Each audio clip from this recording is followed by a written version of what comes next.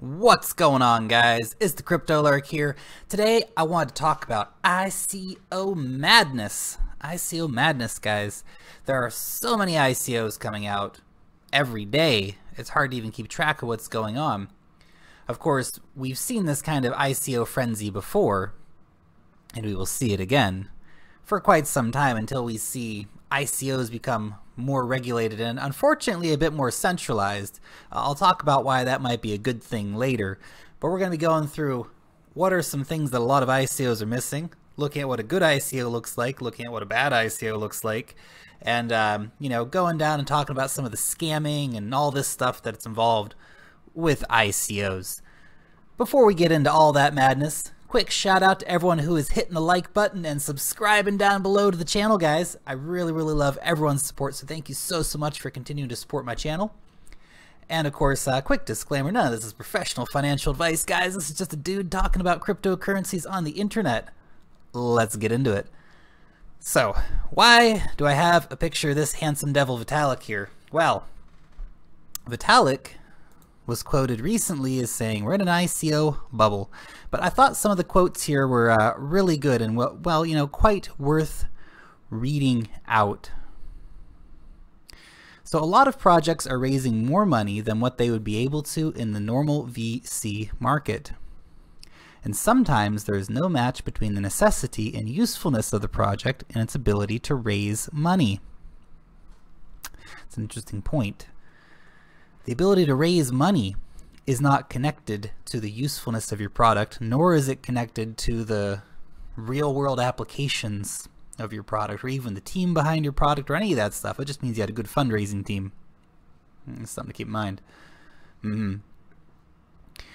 Additionally, this market is still young, and people still don't know how to differentiate between projects that will exist in the long term and those that won't. That's an important part of the quote as well. There are so many things that are gonna make a bit of money real quick and then disappear. Absolutely disappear. In the end, the market will need to cool down. A lot of projects will fail and people will lose money.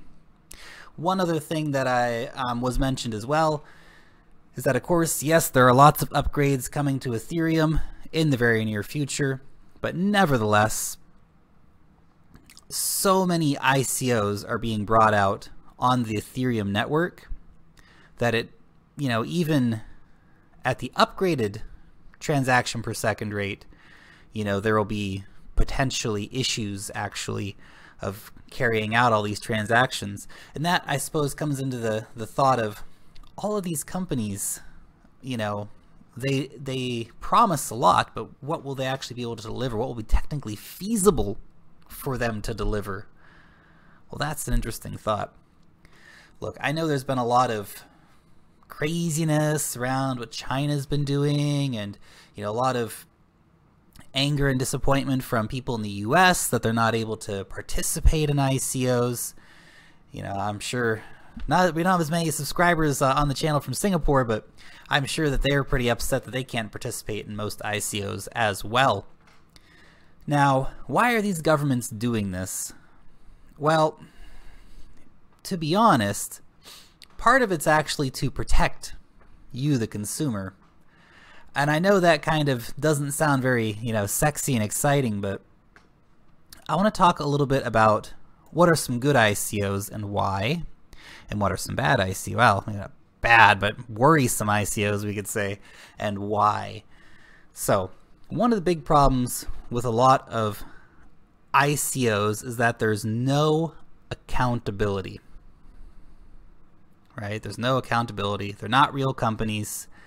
They don't have a viable product. They don't have the tech. And I'm showing you guys Power Ledger because Power Ledger has got all the things I just mentioned. They're a real company. They have the real technology already ready. They have high-level partnerships. They're a registered company in Australia, so you're protected by Australian law, which is great. And they're accountable. This is the equivalent of, an initial public offering, so That's why they're doing the ICO, in order to get, you know, a bit of excitement about the project and things like this. A company like Coinmama is the same kind of thing. This is, again, a real project. They're a real company, registered in Japan. They're receiving real big venture capital money from Japanese companies. And we can look over here at ICON as well. ICON also is a real company in South Korea, a registered company with a real product, real technology, and all that stuff. Now, a lot of these ICOs that you're going to see, you know, there's no contract really binding them to anything. There's no, you know, there's no necessity for them to do anything to you as a shareholder, and you as a token holder are essentially a shareholder in these companies. And they don't need to do anything for you. They don't care about you, so many of these companies. They're just wanting to get paid. Look, anybody can write a white paper. And you look at some of these white papers and realize, yeah, anybody has written this white paper. They just give some overall business statistics, and they give, you know, some great return on profit. And we could look at, for example, Atlant. You know, they're in their white paper, they say, well, we're going to have, you know, 4,100% profits in 5 years on your token. Maybe they will, but that's, I don't know. Honestly, there are so many things that were problematic for me in the review of Atlant. You know, and Change Bank is the same. You know, where's their banking license? They're not even going to consider getting a banking license over at Change unless they hit 200,000 Ethereum. Was that it? That's crazy. That's crazy. Why do you need 200,000 Ethereum just to get a banking license? What's wrong with you? You know, you can't get a working product going for less than 200,000 Ethereum. Look, so many of these companies would never get venture capital money. And I say that because Power Ledger, Coinmama, and ICON have all received substantial, you know, investment from, you know, venture capital companies and things like this, because they have real business plans, real working models for real projects. So many of these guys are coming out and saying, hey, let's put an ICO out, because we can't get money from venture capitalists. Because the venture capitalists, they're careful with their money. They're not dumb. That's what these guys do for a living, investing their money. So when they see a project that doesn't have the technology, that isn't a registered company, that has no accountability, no contract, no real business plan, they don't put their money in that. So they come to, you know, the average Joe, so to speak, in order to try and get that going. Now, look, that is not to say that this model of funding is not useful. It's fantastically useful, and it gives the regular person the ability to get involved in super exciting projects that otherwise, you know, there's so many middlemen and all this stuff that goes on, and makes it really hard to invest in these things and to make a good profit. The other advantage for a company is that, I don't know, imagine you're some African banking company or something like this. You know, it's really hard to access traditional funds. Your banks in Africa won't fund you. Banks in Europe aren't going to fund you. Venture capitalists won't even let you get in the door. So you come to the internet, say, hey guys, we're having an ICO. Come invest in our project. That is great. That is great. Now, another thing too is, why do some of these companies need such an ungodly amount of money? Really, why do you need $20 million to start? You can't start a company for less than $20 million? Seriously? You can't start a company for less than $200 million? Seriously? That's crazy. That is really, really crazy. And again, we can come back to our models of companies that are already working. They're just raising funds to improve their business. You know, companies like Power Ledger and Coinmama and ICON, they're already businesses. They already do stuff. They're just raising money to, you know, A, tokenize their assets and get the public interested in that regard, but also, you know, to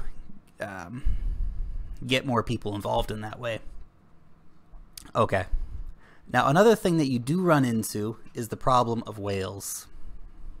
And this is something that the guys over the Bitcoin Pub, Bite-Sized Bitcoin's Bitcoin Pub, what they found, they did a little bit of research and they found that there's some serious whale action going on Change. That some people have invested, like, I don't know, crazy amounts of Ethereum. And so what are you going to see later on? This is all going to get dumped on the market, right? And, you know, there'll be price manipulation, of course. I really like it when I see an ICO that actually limits how much you can buy. That's really nice when you do see that. One thing too, you know, you have to watch out for the hype. We see so many of these buzzwords. Let's just put, for the sake of purpose in here, let's just put decentralized. There are 183 instances of decentralized over on ICOalert.com. That is the buzzword. Decentralized, decentralized, decentralized, decentralized. You know, you do have to watch out for this, guys. You know, anyone can make a website, anyone can make a white paper, anyone can make a token.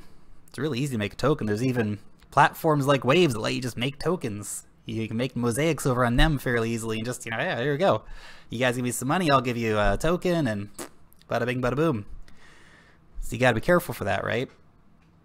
So, one other thing, of course, too, and you know, I'm not going to talk about anybody in particular or anything, but, you know, as a YouTuber, I get so many emails every single day from people wanting me to, you know, talk about their ICOs and give them coverage. And, you know, some people just want me to talk about their ICO. Some people want to pay me to talk about their ICO.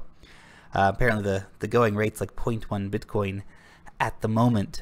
You know, and I'm keeping it real, guys. You know, I'm here for the community. You know, I'm not here to get paid promoting people's ICOs. That is not my thing at all.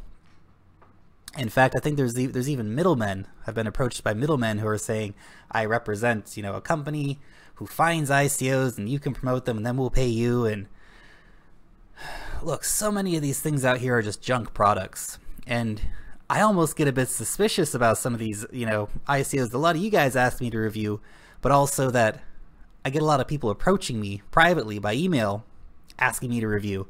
And, you know, I'm not, it just makes you wonder, guys. You do have to be careful and really, really do your own due diligence, do your own investigations into these things. And it's hard because I know everyone comes to YouTube and we say, hey, I'm going to find some great information over here on YouTube. That's going to be great. You know, I'm going to go to my trusted sources, and those guys getting paid. Some of those guys getting paid, guys. You got to be so careful. You got to be so careful. You have to check out multiple sources. You know, there are a lot of people on YouTube who are keeping it real, who are absolutely keeping it real, and you guys can talk to, you know, go to their channels and trust those people. But there are a lot of people on YouTube who are not keeping it real. So, you know, again, I don't want to name any names, but just be careful out there, guys, and really do your own research. You know, there's so many ways you can check on these things. You know, put in the names of the people who are the supposed team, right? What's it come back with? Put in the names of, you know, their investors. Or their advisors? Are they actually advising them? Have they mentioned them ever on social media? Different stuff like this. And hey, look, I want to address the word scam, because the word scam is just thrown around like crazy on the internet. Like, you know, it didn't go 100% how I wanted it to go. It's a scam. It's taking 3 hours to withdraw my Bitcoin. It's a scam. I feel like that dude in the third Star Wars. It's a scam. It's a scam. Oh my God. Look, you got to be careful throwing that word around, guys, because there are a lot of scams. Something like a third of ICOs last year were basically scams in 2016. A third of ICOs will just fail because they suck. They didn't have the working tech, they didn't have the team, they didn't have a real vision, they just had some kind of idea. People will give us lots of money and then we'll be amazing. That doesn't work like that, guys. It simply does not work like that. And others will simply suffer from, you know, not being very well thought out, not having an original vision. I thought it'd be interesting to put in the word gambling. So we got GMB here. So there are only 7 instances of gambling over here on ICO Alert. If we put in bet, there are 38. So we got about 30 or 40 gambling and betting ICOs coming up very, very soon. And you might look at any given one of those and go, oh, that's really exciting. Look, I'm sure a few of these are going to do fine. Most of these are going to fail, and some of them are probably straight up scams. So you've got to be so careful with this stuff. The space is getting so crowded right now because everyone out there has figured out, wow, there's all this free money out there. People will just throw free money at me. And there's almost no accountability on my part to actually have to do anything. It's amazing. And actually, moving forward, companies that can offer some kind of security and safety in this situation are going to really profit a lot. And I look at companies like Coinmama or, Kick ICO, if they can really do what they're going to do. Coinmama in particular, I like, because they're a very serious company. And they have stuff like, there's milestones that ICOs have to prove. There's certain things that those ICOs have to prove. They have a vetting process, so yeah, they're going to act as a middleman, but good God, how wouldn't it just, take a lot of worry off your mind if, Combs has already vetted these people, they've already been the middleman, they've already said, okay, they've produced X milestones, we've checked them out, and they've done background checks and stuff on them, and here you can invest in this knowing that, there's, at least it's not a scam, and they've got working tech or whatever, and they're registered properly, and all this stuff. That's great. That's absolutely great. That's, moving forward is going to be the way, I really think. And of course, you just have to watch out for total junk, like this, the Westeros coin, the coin for Game of Thrones fans. What? What is this? What is this indeed? Hey, look, maybe this is going to be the next Bitcoin, guys. It's going to take over. It's going to take over. Hey, look, I'm giving a hard time to people here at WesteroScoin.com, but why? Well, why? I just thought, why? I'm gonna leave it at that. Now, Robot Vera. I did look at this one the other day. I think they contacted me. It was an interesting idea, but it just wasn't. Didn't look. I think they've updated their website actually, so I'm gonna pass on criticizing those guys right now. So, I want to talk about Omisego because this is what everybody wants from an ICO. Do you know how much Omisego was worth when it came out in its ICO? This is going to shock some of you guys because this is let's just have a look here. So it's a $915 million company right now. Now, you got 1,000 Omisego for 1 Ethereum. What? That's crazy. That is crazy. Anybody who invested in the Omisego ICO made bank. It is crazy, crazy, crazy, crazy, crazy. And this is what everybody wants from an ICO. Everybody's always out there trying to chase around that, fantasy situation where you're going to make unimaginable profits and, gonna retire and get your Lamborghinis and all that stuff that, people want for some reason. But there is the profitability out there. But, why did Omisego take off? Because it was a real company with real technology, with venture capitalists, with a real plan, a good white paper, etc., etc., etc. The reality was even better than the hype. And they didn't ask for hundreds of millions of dollars. So these good opportunities come up in the crypto space, guys. They really, really do. Some companies do raise too much money. Filecoin, did they really need $250 million? Did Tezos really need $232 million? I don't know. But my one piece of advice to you guys before we finish up here is to be patient. look, if you're new to cryptocurrencies and you're looking at all these ICOs and going, oh my God, they're all going to be like OmiseGo. I'm going to make, 3,000 times, 10,000 times profit, whatever the heck it's going to be. Just be patient, guys. Be patient, relax, breathe, because there will always be more ICOs. If you miss out on one, look at this. There's like hundreds of ICOs coming up right here. And that's why I said, like, it's overdone at the moment. It really, really is. CoinMarketCap's gonna have like 10,000 coins on it soon. So if you want to get involved in an ICO and you're not sure about it, pass on it. That would be my advice. If you look around the internet and you say, I don't know about this, just pass on it, guys, because there will always be more ICOs. There really, really will be. So be patient and, do your homework, guys. Do your homework, because there's so much, bad dealing out there in the ICO space, or people who just don't know what they're doing. So be careful.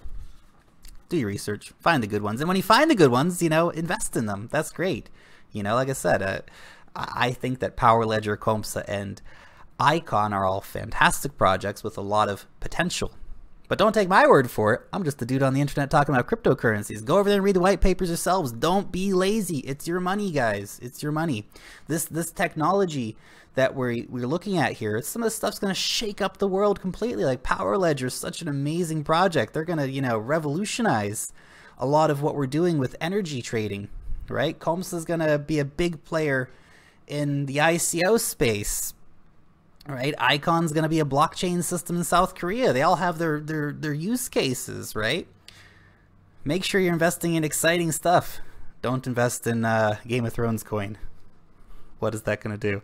Anyway, guys, that is just my thoughts on ICOs and some thoughts for you guys. I will, of course, be reviewing more ICOs in the future, so, keep your eyes out. They will be coming. Anyway, guys, that is all from the CryptoLark. Thank you so much for tuning in. Long live the blockchain. And peace out till next time.